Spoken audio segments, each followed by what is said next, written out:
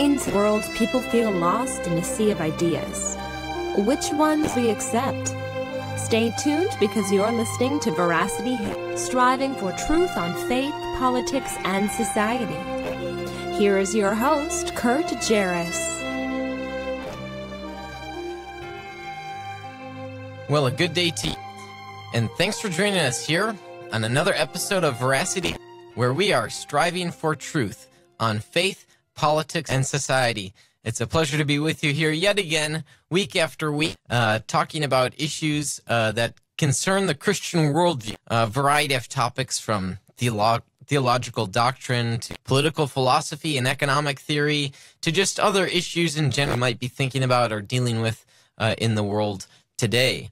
Today we've got a good episode for you. We're going to be looking at the problems of evil, but we're tailoring it as part of Stories of the Journey series. We did sort of a more side of things last autumn with Reverend Larson, who did outreach to Muslim communities and learning about his story, his background, and his journey. And today we're going to be talking to a pastor in New Hampshire about his time dealing with cancer and how he interpreted that through the experiential problem. So we're going to be talking to him in a moment. But just a few introductory things before we get to that. So I've been running back and forth, actually, between Palatine, Illinois, where there's an apologetics conference put on by Evangelical Ministries to New Religions, to New EMNR, and they focus on reaching and other New Age and the occult, like witchcraft, for example. So they kind of specialize in that. So there's been a nice conference with a number of speakers there: Richard Howe, Robert Stewart, Rob Bowman, and some other apologists. Just a great time to network with others. It's a good reminder that while the events themselves are open to the public, it really is a great opportunity for Christians to become equipped, to have a training there so that they can go out and talk to people and reach to people. And sometimes kind of two ends of the spectrum. Sometimes people, and they think, well, Christians shouldn't just be doing this. We've got to get out there. It's true, but there's a time for equipping, for learning, and it's a good thing. The other side of the error is in thinking that, we shouldn't really be getting out there, and that we just, and this isn't so much a mentality, but more of just an action that as we can only be meeting with Christians and we're not reaching enough. So that's the other error. So there's a nice fine line between the equipping time of a season and getting out there and talking to people. So whether this podcast for you is an opportunity for you to hear a different perspective, and sometimes, we bring on guests of different perspectives, or if this is a podcast that's equipping to you, I hope that this, is edifying and beneficial for you. So I hope that it serves its purpose in regard. It's trying to reach different people in different stages of life. So, so if you'd like to have your voice heard on today's show, if you have a question about anything towards the end of the show, or if you've got a question for us, you can give us a call. The number is 5055. That's 505-278-7488. And also, did you know you can text in? Just text the word Veracity. That's VERACITY to the number 55888. And you can also send me messages then throughout or during the show. I'll be checking those. And finally, then we're also doing the live show on Facebook. So I've got it here, and I should be able to see comments coming in. If you've got questions, we'll try our best to address those. With that, I want to, again, talk about the show today. So let me put it in context here. When we're talking about the problem of evil, there are many aspects to this, or rather there are distinctive problems of evil. And this is something we've covered on the show before. So just memory, I want you to remember these distinctions. So first, there's what's called the logical problem of evil, which seeks to pit the existence of God against the existence of evil, and that the two of them are contradictory. So if evil exists, then God can't exist. And of course, this issue is deemed solved or resolved, or maybe even better, discovered. You know, the atheist J.L. Mackie has said that really we've discovered that there wasn't any problem at all. And that's from an atheist. And that's due in part to the work of Alvin Plantinga, this great little small book called God, Freedom, and Evil. You could read it in an afternoon, and it's a great book I think you should check. So that's not so much of a problem for us anymore. Intellectually, in the speculative realm, still called the evidential problem of evil, that still has the attention of Christian philosophers and non-Christian philosophers debating about this issue. But today, we're not so much dealing with the intellectual or the speculative issues. Instead, we're dealing with what is sometimes called the pastoral problem of evil, or others have called it the experiential problem of evil. And it essentially is not so much an argument, it's more of a why. Why did God allow this evil to occur to me or loved one? And so for this, I wanted to bring on a guest who has experience in the experiential or the pastoral problem of evil himself. Because some of us might think, well, yeah, I mean, I've been wronged here and there, but to have dealt with something like cancer, for instance, it's something that's very much out of our control or out of the control of some other human. You know, so that if another human has wronged us, we could understand they might do that. But why? You know, why is there the cancer here? Why are there these natural events that occur, suffering to us humans? So joining me is Pastor Joshua Johnson, and he's the author of When God Doesn't Look God, A Christian Confrontation with Cancer and Other Evils. Is a survivor of non-Hodgkin's lymphoma, a graduate of Gordon College and of Nazarene Theological Seminary. He's a former seminary instructor in Biblical Hebrew and the master of New Beginnings Church of the Nazarene in Loudoun, New Hampshire. Pastor Joshua Johnson, thanks so much for joining us on the show. Thank you. It's a pleasure here. Great. So tell us a little bit about your background, maybe even sort of a little bit of your testimony briefly, just sort of your journey in terms of your growing up and then realizing you wanted to become a pastor of sorts, someone who is invested in the Christian world and in spreading the gospel and the making of disciples. And along those lines, when it was that you were diagnosed with cancer, and tell us a little bit more about cancer, just so we can learn more about you. Sure. Yeah, stop me if I add details. But yeah, I grew up in Massachusetts, and both my parents were believers. So you're a Celtic fan, which is a problem. Yeah, I'm a Celtics fan of sorts. Never quite as loyal to Celtics as to the Patriots, but I don't know what this. So I know. Hey, so I grew up here, and both were believers. I grew up in Church of the Nazarene, which is a denomination. So its commitments were to free will and to the belief that the cross and Jesus' death was a means to it. Forgiveness was not the end goal, but it was the beginning of the relationship God wanted with us. And so we have a heavy emphasis on the transformation from being in relationship with Jesus. So I grew up in that tradition, and considered myself a Christian time I was about 8 years old.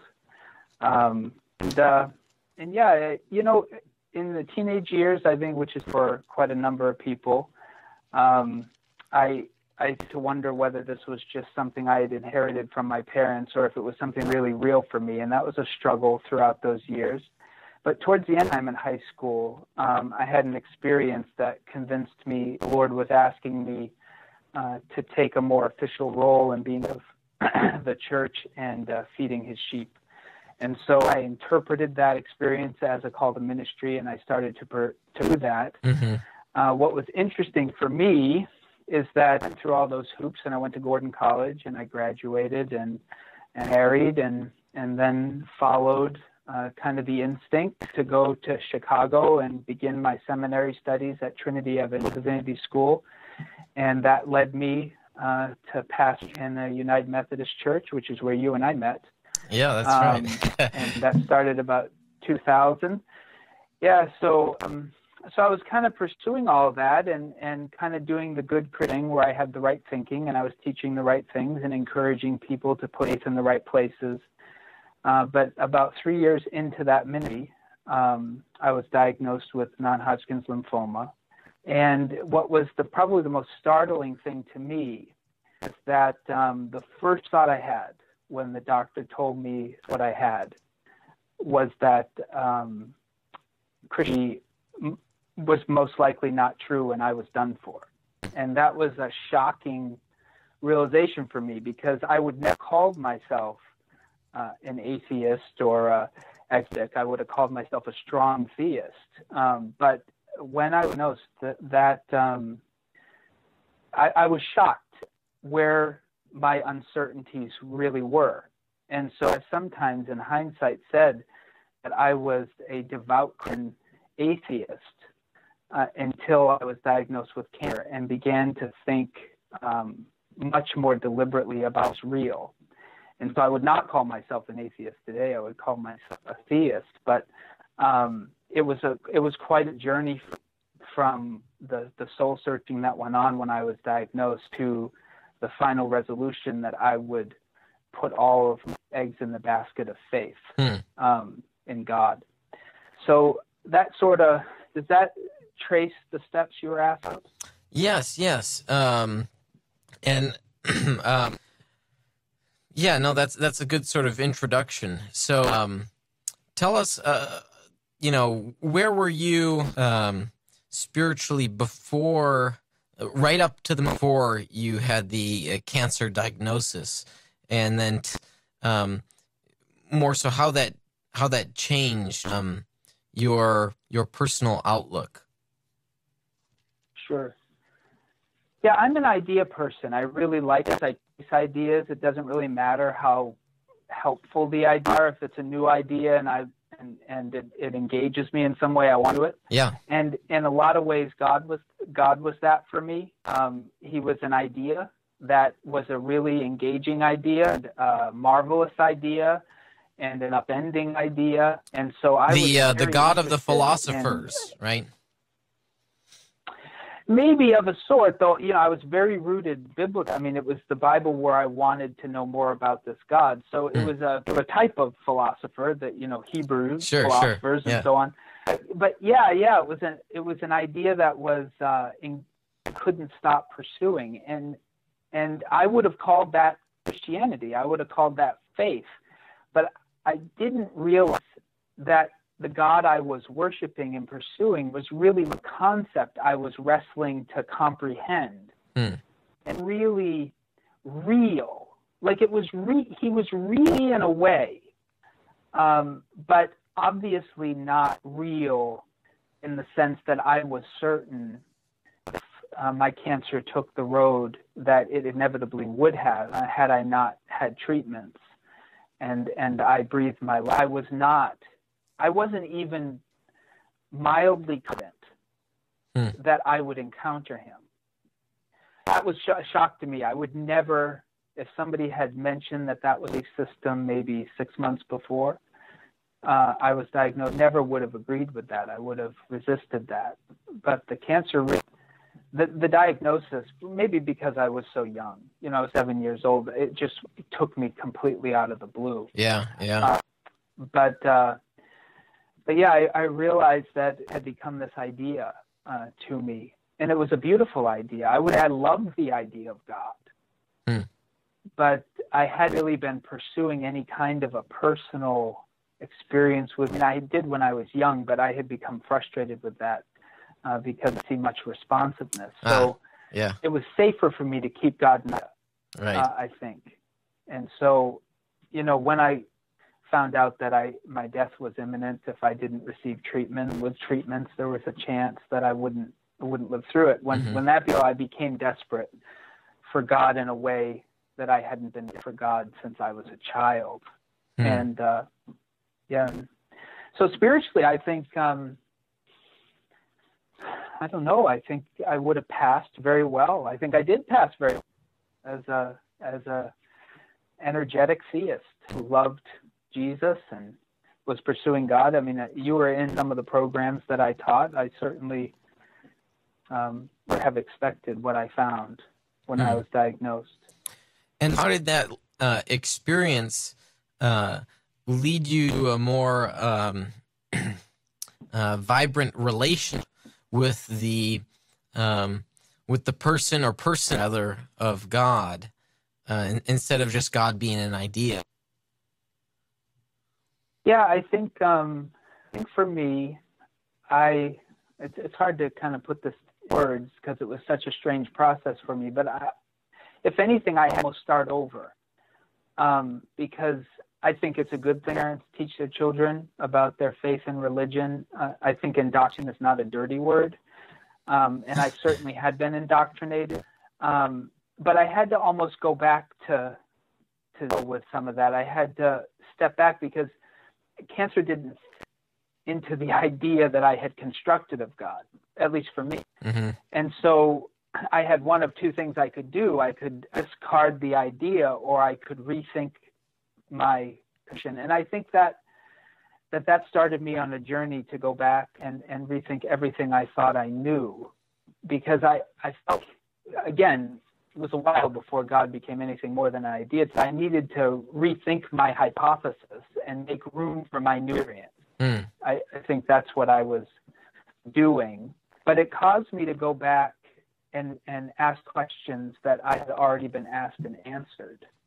And I went back into this and I started reading differently. Like prior to my diagnosis, somebody, William Lane Craig, arguing kind of philosophical proofs of existence, that would have been very persuasive to me.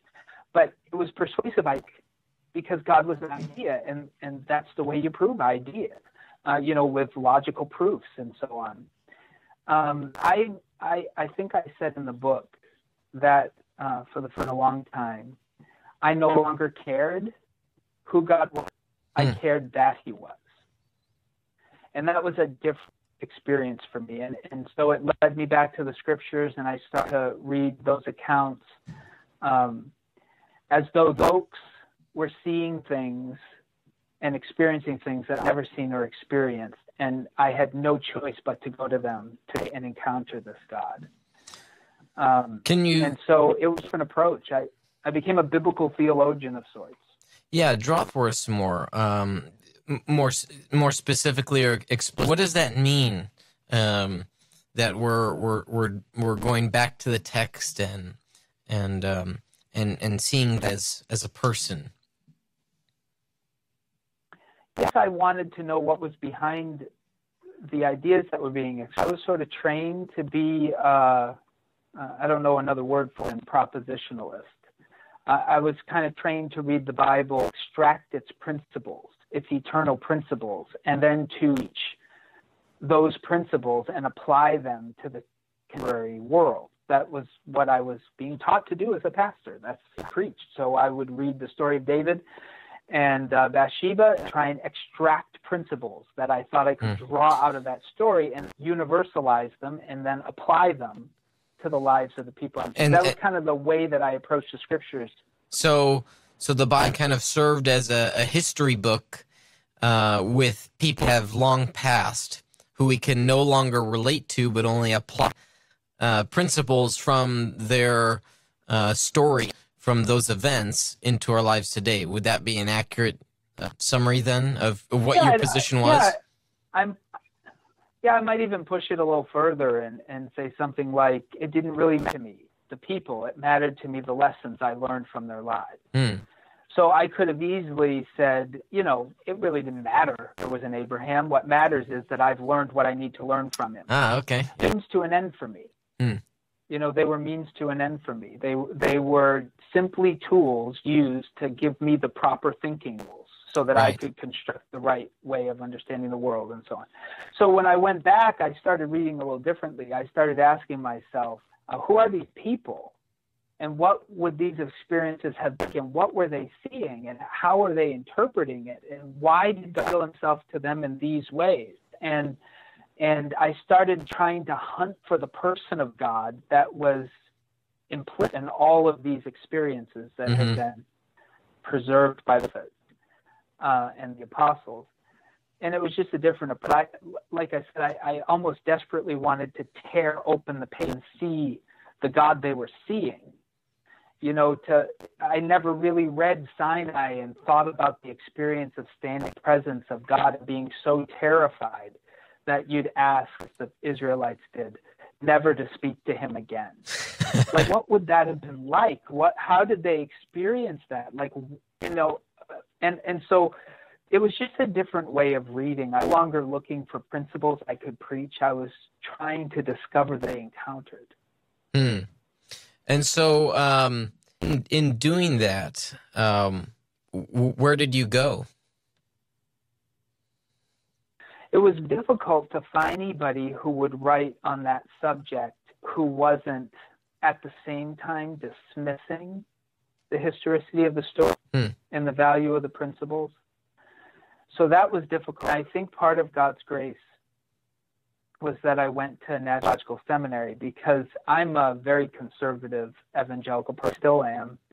I'm not one who's afraid to be called an inerrant, even though in my tradition that can be a dirty word for some folks. I'm pretty comfortable with it. So Nazarene Theological Seminary was a difficult decision for me, because I thought, well, this isn't the way that I mean, I'm a Nazarene, but I don't think the way that they think there. That's what I thought. So, but it was God's grace, because the approach to Scripture that I was being taught was encouraging me to dig deeper into the stories themselves and almost look at them from the inside out, and I needed that. So I did find authors who were doing that, who I never would have probably read had I stayed where I was. And so authors helped me, but that I am.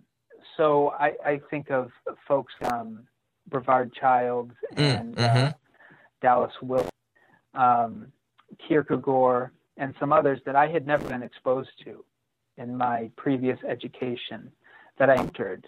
And then a few other teachers too. Tom Noble has been the most formative for me.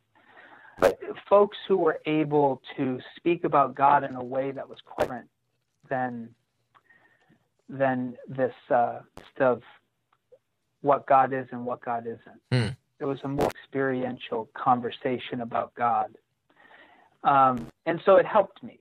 Those things helped me. But really, in the end, I received the most help by just going back and reading stories I thought I had already understood perfectly well, and reading them again from this perspective. Right, reading them afresh. Yeah. So I think all of that came together somehow to set me on a. Writing the book was helpful because I'm a verbal processor, so some things began to make sense to me as I started to write about them. Well, and so we're going to take a short break here, but after the break, I'll ask you sort of how your reflection on your experiences led you to the perspective that you have, and then sort of one, I wouldn't call it a pet project, but one of my pet interests is in looking at the book of Job and how we understand the problem of evil. So I'd love to get your thoughts on that. But we'll be right back after a short break from our sponsors. You're listening to Veracity Hill, striving truth on faith, politics, and society.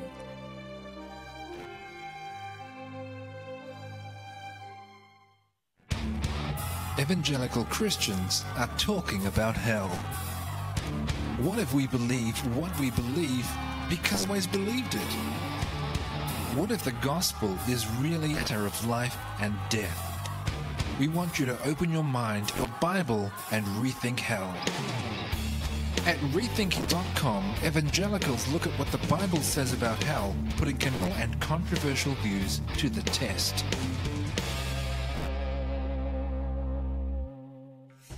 Join the Family Institute for a special forum, Climate Change and the Tin, with Dr. Calvin Beisner in Rockford, Arlington Heights, Warwick, and Peoria. The Green Movement threatens to trap the poor and rob people of property rights by touting false or exaggerated claims of eco-disaster. Dr. Calvin Beisner is the founder of the Global Alliance for the Stewardship of Creation. You don't want to miss his presentation on climate change and the Christian. What's true, what's not in science, and what's our responsibility. Now, it's true that if you love, you will try to take good care of the earth. And I encourage you to do exactly, but that's not gospel. That's law.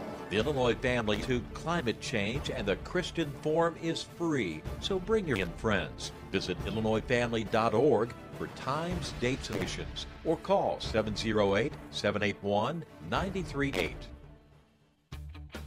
Are you tired of wasting your time and money that just aren't producing? What if there was an easier way to get advertising results with tons of traffic and social engagement to your without wasting your time or money? Well, there is an easier way, and it's called TrafficBuffet.com, a new easy way to generate the traffic you need through our global network of public, all with one click. Explode your site traffic and tens of thousands of potential customers to your site daily. Build in with our social campaigns like Facebook, Twitter, YouTube, more. Our dedicated account reps provide amazing support, so don't wait. Get started today. TrafficBuffet.com. Measurable results, driving success.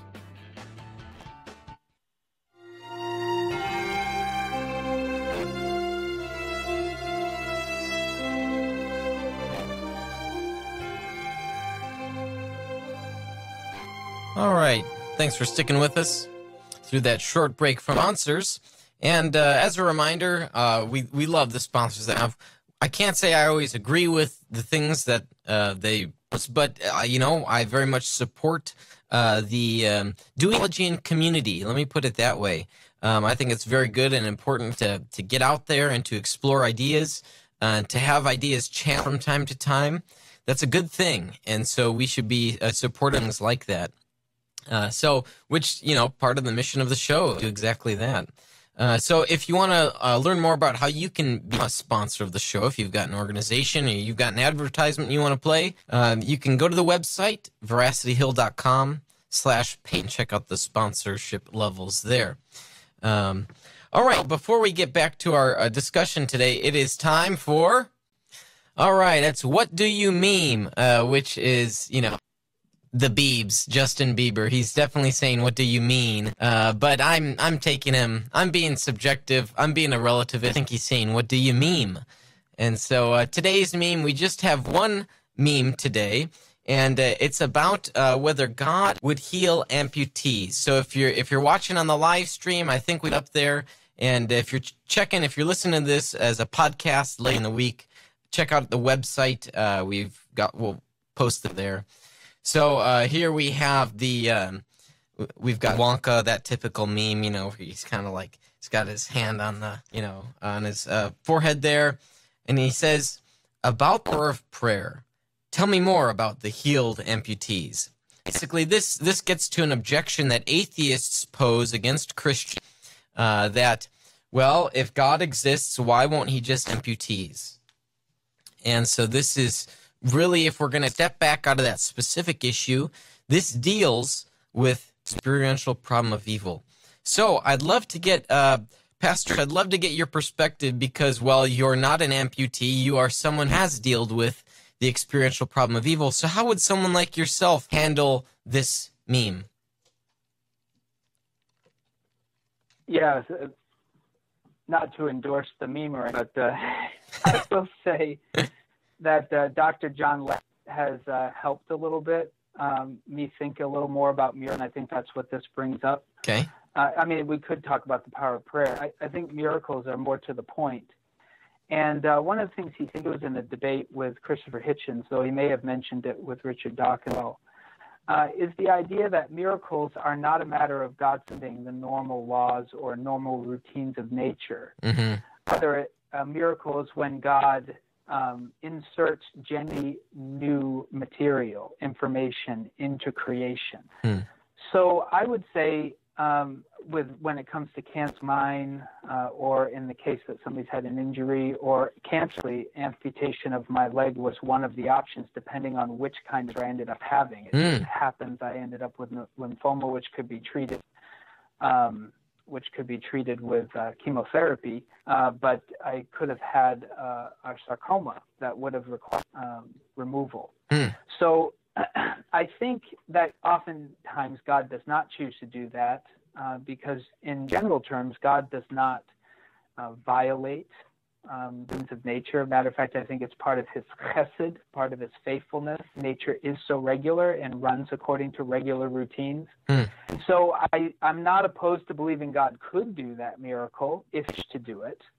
But I am astounded in the scriptures at often it seems clear that when God does do those kinds of miraculous things, he inserts genuinely new information. When he does a new creative act within the midst of history, he almost never does that. This might sound bad, for the sake of the person. It's almost always narrated as for a larger purpose. Serves the declaration of the gospel or some purpose that God is aiming at. So I would, he could, in response to prayer, create a new limb, but I would say that would be a very occurrence based on some reasoning that God knows that this would be the right time to do a new creative act in creation. I think we should expect, and I've come to expect, that the he's made with creation, that he will govern it in the way that has throughout history, that's the faithfulness we should expect. And it's not, I'm not afraid to ask for a different kind of intervention, because I believe he can. But I do believe it's rare that he says yes to that. So is this, let me follow up then. So you say that when those occur, they're new information, that when they do occur, it's just as a result of his greater purposes, if you will. Is that right? And if so... Yeah, I mean, I guess I don't want to overstate the case, because obviously there's a lot of people that he's listed having healed in the Gospels that we don't get any stories about. Right. So it's possible he was motivated to heal them simply or something. I'm not going to say that we know for sure. But I'm talking about the overt miracles that are talked about, the narrative and explanation. I think in every case you think of, those miracles were for an elect purpose and not done simply because somebody was bringing and God wished to relieve it. And that leads us to a different kind of conversation. All right. That's What Do You Mean? And we'll see what we've got next coming up for that segment. So let's get back to the discussion here. So I'm here with Pastor Joshua Johnson. Today we're discussing his story, his journey through experiencing the problem of evil. And so, Josh, let's pick up where we left off. So you had about how you were at a time then began to reflect upon your experience in managing the problem of evil. Tell us a little bit about that period then of your life. Yeah, I think as I started writing the book to get through that part of my life, as a way to through my reimagining of theology and who God is and what I can expect of God. And so the book details a lot. I think one of the big realizations that sort of dawned on me, it came from a lot of places. I can think of a lecture by Tom Noble, think of a book by Marvin Wilson called Our Father Abraham, rereading at the time. And then a little later on, in Dallas Willard's The Divine Conspiracy. So a lot of different pieces together. But one of the realizations, one of the dawning moments was that when God created the world, and I should have known this, I mean, I'd studied it my whole life, and I think I'd even told people this, it just didn't dawn on me what it meant. But when he did the world seems to have been narrated in Genesis as being lifeless. In the beginning, God created the heavens and the earth. Earth was formless and void, and darkness covered the surface of the deep. And so this idea that everything was water, and that by an act of creation, God separated the waters water from water below, and he created an expanse in the midst of it, which he called in Hebrew Shemayim, the heavens. Mm-hmm. And then he rose up a platform for life. That whole story, I started to think about these waters and why not create the universe from exactly as you want it? Like, why create chaos? Why start with nothingness, with tohu and bohu, to use the Hebrew word? And I started working on that, of tracing the theme of water through the scriptures. And that journey led me to the very end of the scriptures in Revelation, where the prophecy says that in the new heavens and the new earth there will be no sea. Right. Yeah, which is interesting. I mean, there's a basin that's before the throne in the tabernacle, and there's a one in front of the throne room of God when Isaiah goes there, and so on. So there's that, but just a sense that somehow the waters will be touched in the new heavens and the new earth. And I thought, what is all of this getting at? And I started to notice, if water represents, which it seems clearly to represent in the Hebraic kind of worldview, First Testament, if it represents chaos, it's interesting how much of the original primordial lostness God has allowed to creep into creation. Of course, the events of human rejection early on, that's narrated in the Garden of Eden history, made it worse. I mean, God allowed more of the chaos to leak in, more of the disorderliness. Mm-hmm. But even with some, in the ideal paradise of Eden, God created a tree that could lead to the death of all humanity there in the middle of the garden. So it's hard for me any longer to have Eden as a paradise with a live electrical wire in it, and it's wandering about, I suppose.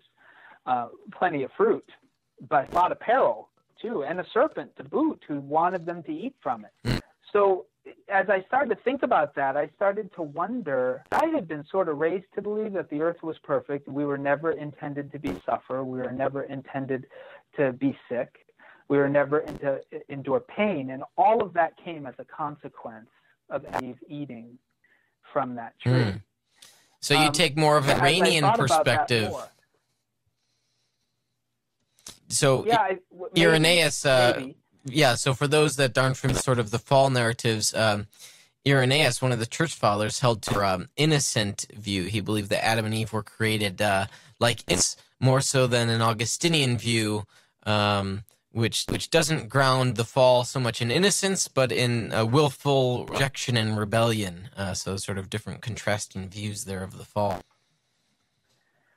Yeah, and that's certainly one way you picture Irenaeus in the view of the Eastern Fathers generally. So as I started to think about this reality that has always had peril alongside of blessing, and that the waters were always around, and that Israel so often found themselves, creation itself, in the midst of the waters, when God divided the sea, when they walked through on dry ground, when he divided the Jordan River and they were able to get into the land of Canaan on dry ground.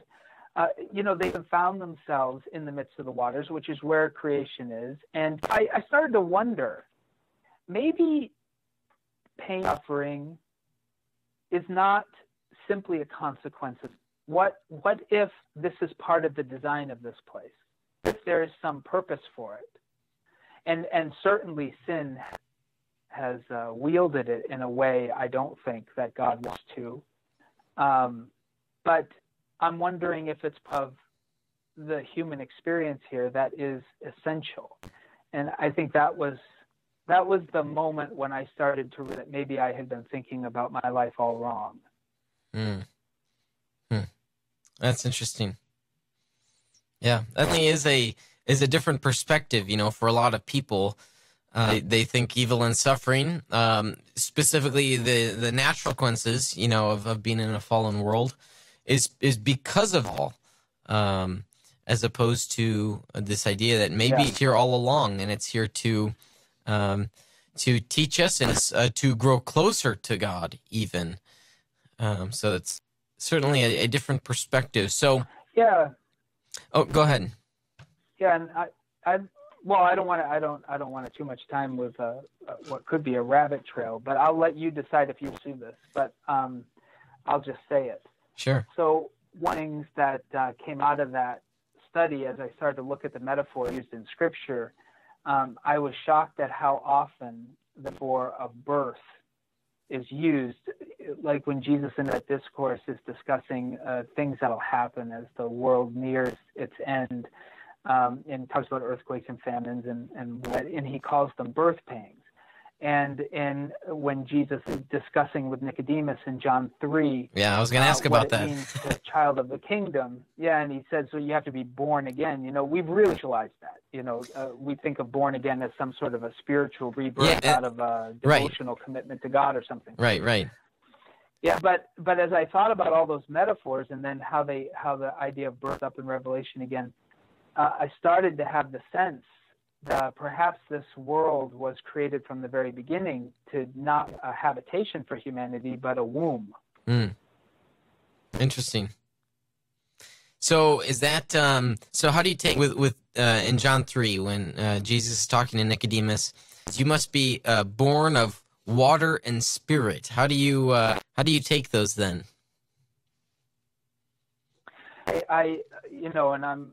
The water and spirit thing is difficult, so I'm so certain on it. But you're asking now, so I'll give where I am at present. At present, I'm wondering if we're talking here about born out of the chaos, which is what this world was born out of the chaos, and then the new heavens and the new earth, which will be born out of the Spirit of God. So the water represents this world, and then so being born of water and spirit means kind of from and out of the world and into the kingdom of God. Is that right? Yeah. Well, what I'm thinking, and again, I'm not certain this is speculative, but sure. What I'm thinking is that the two births Jesus is trying to explain are not exactly natural in childbirth here and then some sort of spiritual rebirth that happens when we faith in Jesus. So certainly there is a type of being born again that's kind of, it's foreshadowed. What our real is. But I think as you follow the Gospels, what you find out is that the two that Jesus is really talking about is birth into this world and death. And somehow death is birth in the world. There's a sense in which that's being born again, that Jesus transforms death into the birth canal. And I have a sense that that's what he's aiming at. And certainly baptism, association with his crucifixion and death on the cross, I think is a support for that way of reading. Right. Well, I want to move along to the book of Job. For someone like yourself, not only because you've experienced evil in your life, the suffering as a result of living in this natural world, but because someone like yourself is a studied man, you like to read and you like to think about theology. So I'm curious to get your take on the book of Job and dealing with issues in. So how do you understand Job, and do you think he has good theology when he says, "Blessed the Lord gives and takes; blessed be the name of the Lord"? Job is. This is a really important subject to me because I think the very presence of Job in the Hebrew canon reveals some of the uniqueness of Hebrew theology, and it's one of, I mean, speak of evidences, but certainly if God were to inspire a people to speak him, I would imagine that they would be a people who would have this kind of courage. And it's courageous to have a story like Job in scriptures. It's not so clear in our English translations most of the time. Our ordering is based on the Septuagint, the Greek translation of the First Testament. In the ordering in the Hebrew Tanakh, Job and Proverbs are next to each other. And I think that's done deliberately. Because what it is that Proverbs, which summarize basic guidelines for living and wisdom sayings and basic truths that in most circumstances turn out to be true, you'll notice that Job's friends are constantly quoting Proverbs. And so in some ways, the book of Job is a counterpoint to the certainty of Proverbs, that it's the Hebrew prophets allowing the possibility that you could live in every way that the book of Proverbs tells you should live, and still experience what only the wicked, according to Proverbs, should experience. Right. And I think that's the situation where we're at with Job. So there's another dilemma in Job. So I'll do this as fast as I can. Job is not written from the perspective that there is life after death. And I know that there's that wonderful passage that's been turned into a song, I know my Redeemer lives, and so on. But that when you go back to the Hebrew, it seems very, very clear that Job's dilemma is that he feels he's being treated unjustly, that he's merited what's happening to him. But if he dies, it will never be known. Like there's no hope in Job of that day he'll be resurrected and justice will finally be done. So Job is the cry of a person who in this life is facing the lines of injustice. And all they want is to be vindicated, because based on what's happening to them, the world assumes they're guilty and wicked and vile. But they deeply believe that's not the case and that they're being unfairly treated. And so Job cries out to the only one he can appeal to, God, and begs him to justify him, to stand up for him before he dies, to let all these people who think he's wicked know that he's not betrayed God, that the life experiences having are not indications that he has become a traitor to his Lord. And I think that's the cry of Job. So the friends keep trying proper proverb theology to him. And good theology. Job, maybe you did something you didn't know it. And Job's responding, but how just is that? How fair is that? If I don't know what I've done, how can I be judged for it? So what I need is God to tell me what I've done wrong, because I'm unaware. And so it's this great desperate lament. You know, Job, that great lament, the lament of the early judged, of the disenfranchised, of those who have had false witness has been borne against them, and people have believed things that they're not, who have been slandered in the public sphere unjustly. He's the cry of humanity, God saying, when will justice be done? I think his voice is echoed in Revelation when the voices of the martyrs under the throne of God say, how long, O Lord, let our blood remain unavenged? And so for me, does Job have bad theology? Yeah, well, it's certainly not a robust theology that would come from knowing the whole story beginning to end. He certainly has no sense of this. He certainly is very acerbic of God, and he's so desperate for vindication that he is quite rude with God, which God slaps him around the end and basically does say, you really have no right to make accusations against me, Job. But after saying that, God turns around to the friend, more or less says Job's right. He has these things that to him are not consequences of his own evil behavior. And so he does reprimand Job for being so irreverent, but he also does vindicate him and answers Job's prayer at the end and restores his reputation. And so there's a lot of hope in that. So I don't know. I mean, I think desperate the way Job is, our theology suffers. I think that's always.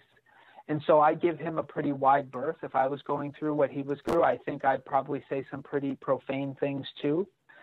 There's a sense that God understands that, reprimands, but then repays him. In my favorite books, because I think it tells us that God understands.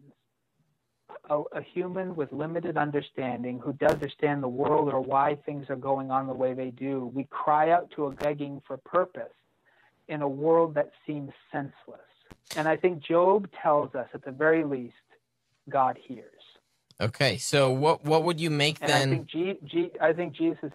Yeah, go ahead. I was going to say, so what do you make of some of the comments that Job says, accusing God of being unfair, of putting a bullseye on his back, a mark on his back?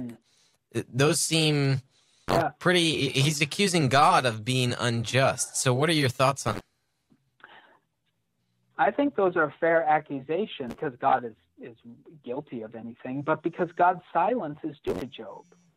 The fact that God is not stepping onto the scene and explaining the situation is leaving Job up to the vultures. I mean, by not intervening, by not speaking up for him, God has more or less turned him over to the opinions of humans. And that is a violence being done to Job. God's silence for Job is a violence and an injustice being done to him. And I think there are many people who feel that same way, even today, that the silence of God is the grossest form of injustice. Now, you and I, as people of faith who have seen the story of this and have watched how seriously God treats sin and willing he was to endure the same things he's asked us to endure, we trust him in his silence. At least we wrestle to do it. But I think we can certainly understand how God's would be. Of somebody could interpret that as a violence against the human race, and that's what Job is complaining about. The great thing for me is God does not strike him down doing it. He reprimands him. I think that is a complaint that God is willing to hear.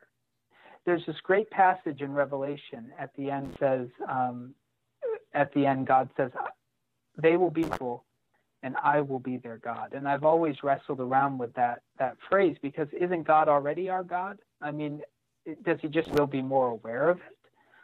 But I have a sense that maybe God knows that the God we need him to be, he's not yet for us. And I think that one of the great hopes of the new heavens and the new earth is that the relationship we have longed with God will be real there. That there's a sense in which Job's cry, that God is not king, that God is not stepping on the scene, that he's not vindicating him, that he is leaving him out and letting the buzzards pick his bones dry. I think God knows that that's the experience of most people. And I think we could debate all day long why he's to do it this way, but I think his promise is that he will make it right. It's kind of like that quote from Joel, book of Joel, after the locust plague has come through. And God says to them, I will repay as the locusts have eaten. I think that is viscerally told in the story of Job. But I think Job's complaints to stand. I think that there are some folks that use Job to be vindicated in their frustration with the what's governing the world. You and I believe that he will make all things right. I don't think any of us would argue that they all fight to us right now. Yeah, that's right. That's right. Interesting. Well, before I let you go here, we do have a question from a commenter online, Travis. And he says, regarding John 3, why not the narrative which has baptism before John 3 and baptism after Jesus' conversation with Nicodemus?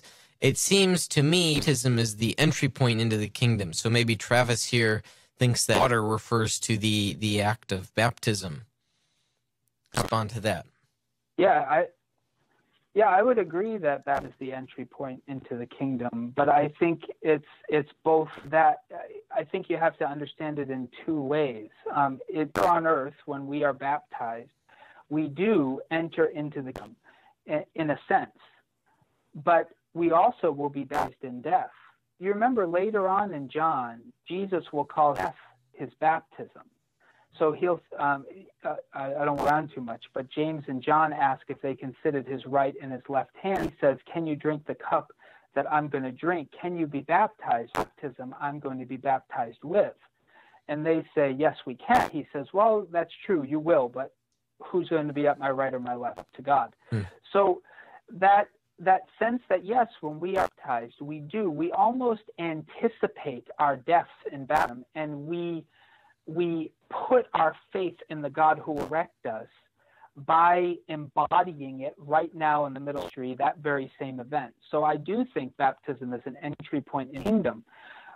But when we enter it here, we're into a time between the times, as scholars like to say, a sort of inaugurated eschatology. We enter into this into the kingdom, but not into the kingdom. We're in the kingdom, but the new heavens and the new earth have not come in their full.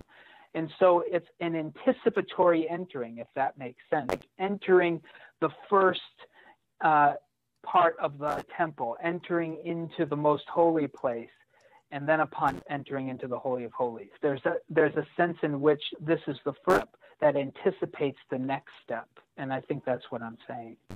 Gotcha. All right. Well, thanks for that answer there. And Travis, thanks for listening and for engaging us live here. So we appreciate you listening in and engaging with us.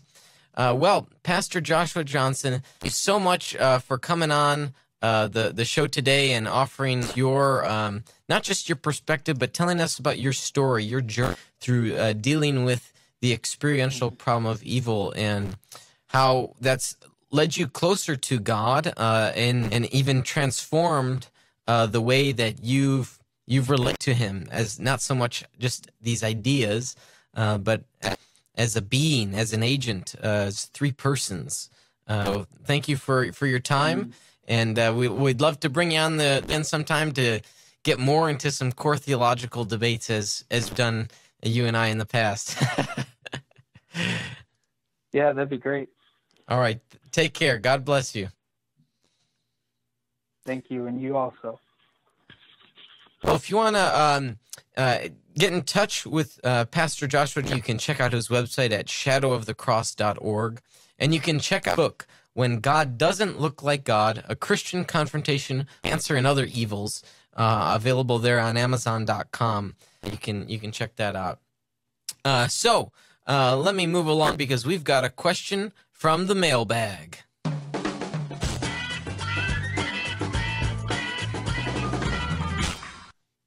All right, so here we've got Rick. He emailed in, and if you've got a comment or question, you can email in at time during the week. The email is Kurt, K-U-R, at veracityhill.com. You can just send me an email if you've got a comment or question about anything.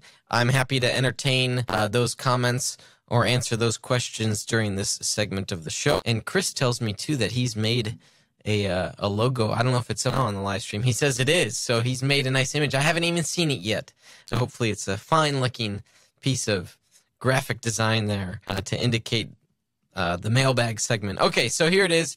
It says here, if we challenge someone's belief in the historical bodily resurrection of Jesus of Nazareth, we can expect an exercise in futility unless we address the underlying and coincident issues.